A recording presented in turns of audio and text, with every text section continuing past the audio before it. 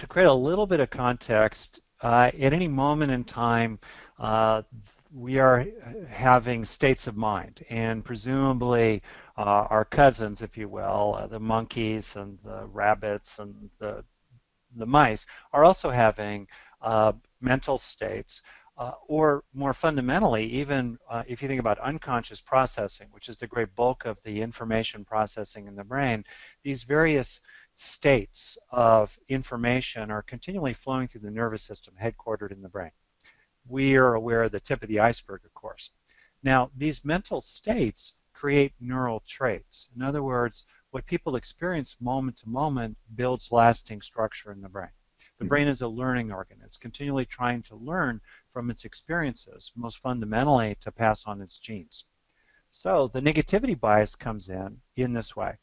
Our ancestors had to both approach carrots and avoid sticks. All right? Mm-hmm. But here's the difference between a carrot and a stick in the wild. If you fail to get a carrot today, you'll probably have a chance at a carrot tomorrow. But if you fail to avoid that stick today, whap, no more carrots forever. Mm-hmm. Sticks are different from carrots, typically in their urgency and impact. So the brain has evolved what scientists call a negativity bias that is very organized around rule one in the wild, which is eat lunch today, don't be lunch today. Uh-huh. So Okay. there are many examples of that. I'll give you a few. One is the familiar finding from John Gottman, who finds that strong, lasting couples need at least a 5-to-1 ratio of positive to negative interactions. That means that in effect, one negative interaction is as powerful as 5 positive ones. Or think Mm. about the research on learned helplessness, in which it's very easy to train mammals, whether they're dogs or humans, in experiences of entrapment, futility, and defeat, which, as we know, is the fast track to depression.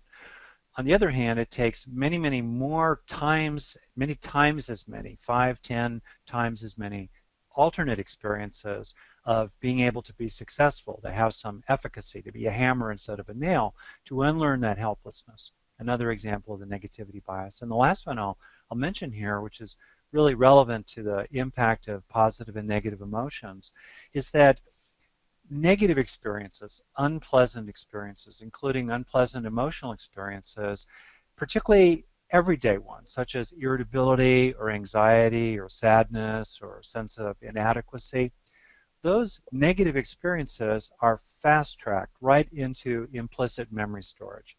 Implicit memory being the great bulk of the learning or the structure building of the brain that has to do with how to do things, as well as the emotional residues of lived experience. So we have Mm-hmm. this fast-track system that takes those negative experiences right into storage, because once burned, twice shy. If you, in the wild, ever escape from a predator or a natural hazard or aggression inside or between primate bands, including human bands, well, you better remember how to do that, because you may not get a second chance.